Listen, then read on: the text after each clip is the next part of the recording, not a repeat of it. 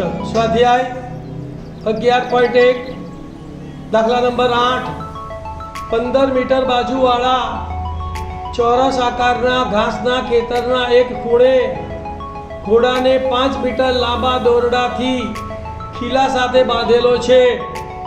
Number 1 ઘોડો ખેતરના જેટલા ભાગમાં ચરી શકે તેનું ક્ષેત્રફળ શોધો. નંબર 2 દોરડું 5 મીટરને બદલે 10 મીટર લાંબુ રાખ્યું હોય તો ચરવાના ક્ષેત્રફળમાં થતો વધારો શોધો. પાઈ બરાબર 3.14 લો. ધ્યાન આપજો. એક ચોરસ ઘાસનું ખેતર છે. કાઢી આપણે ધારો કે ચતુષ્કોણ ABCD એ ચોરસ ખેતર છે. ABCD એ ચોરસ ખેતર છે.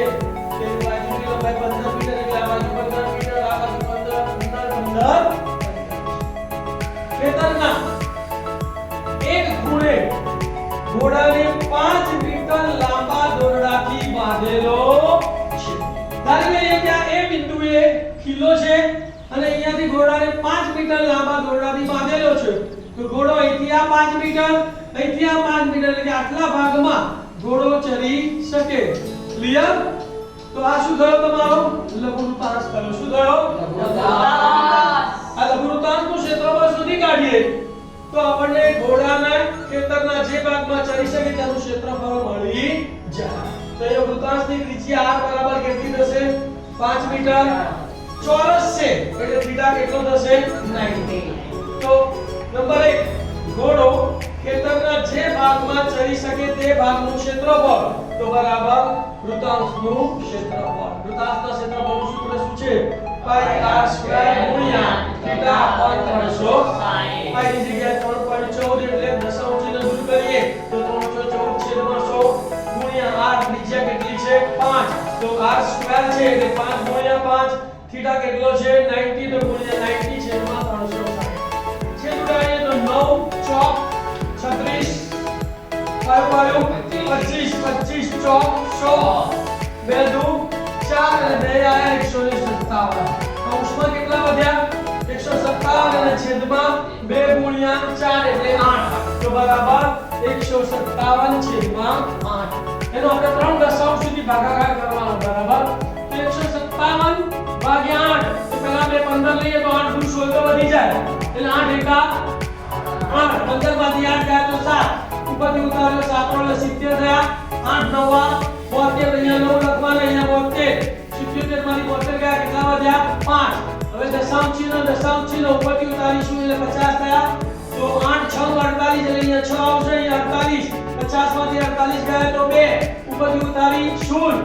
8 દુ 16 અહીંયા 2 અને અહીંયા 16. 20 માંથી 16 ગયા તો 4 અને 8 પંચા 40 એટલે શૂન્ય. તો કેટલો જવાબ આવ્યો? 19.625. તો બરાબર 19.625 મીટર સ્ક્વેર. બીજો પોઈન્ટ આપેલો છે કે દોરડું 5 મીટરને બદલે 10 મીટર લાંબુ રાખ્યું હોય તો એટલે દોરડું અહીંયા જુઓ આ 5 મીટર હતું એની જગ્યાએ 10 મીટર લાંબુ કર્યું તો ઘોડો અહીંથી અહીંયા સુધી ચરી શકે ને અહીંથી અહીંયા સુધી ચરી શકે. તો આટલો ભાગમાં એ ચરી શકે. તો આપણે વધારેલા ભાગનું ક્ષેત્રફળ શોધવું છે. તો આ નવા લઘુવૃત્તાંશમાંથી આ મૂળ લઘુવૃત્તાંશનું ક્ષેત્રફળ બાદ કરી દો તો વધેલા ભાગનું ક્ષેત્રફળ મળે કે ના મળે? મળે. તો શું લખીશું ભાઈ? ચરવાના ક્ષેત્રફળમાં થતો વધારો. પહેલા ત્રિજ્યા તો અહીંયા આપણે ત્રિજ્યાને કેપિટલ R વડે બતાવીએ તો આ કેટલી થશે? 10 મીટર. થીટા કેટલો થવાનો? 90. તો ચરવાના ક્ષેત્રફળમાં થતો વધારો બરાબર નવા વૃત્તાંશનું ક્ષેત્રફળ માઈનસ મૂળ વૃત્તાંશનું ક્ષેત્રફળ. નવા વૃત્તાંશના ક્ષેત્રફળનું સૂત્ર કયું આવશે? બોલો. R આપણે કેપિટલ લીધો તો અહીંયા R પણ આપણે કેપિટલ લખીશું ને. તો પાઈ r સ્ક્વેર ગુણ્યા થીટા અપોન 360 માઈનસ મૂળ વૃત્તાંશનું ક્ષેત્રફળ શોધી કાઢ્યું. કેટલું છે? 19.625. તો પાઈ ની જગ્યાએ 314/100. ત્રિજ્યા 10 છે એટલે એનો વર્ગ છે એટલે 10 ગુણ્યા 10. થીટા 90 છે એટલે છેદમાં 360 માઈનસ 19.625. શૂન્ય ગયું. 9 ચોક 36. તો અહીંયા કેટલા વધ્યા? 314 અને અહીંયા કેટલા વધ્યા? 4.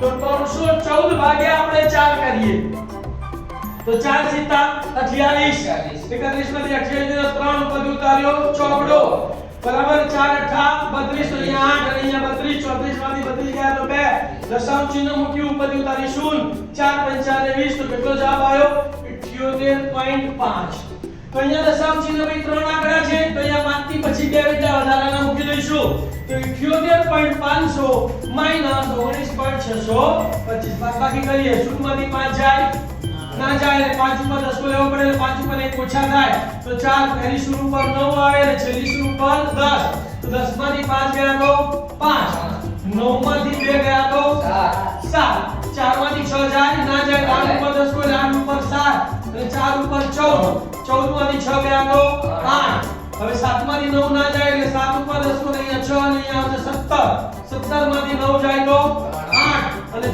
માંથી 1 જાય તો 5 તો બરાબર 58.875 મીટર સ્ક્વેર જેના ચરવાના ક્ષેત્રફળમાં વધારો થાય. ખ્યાલ આવી ગયો?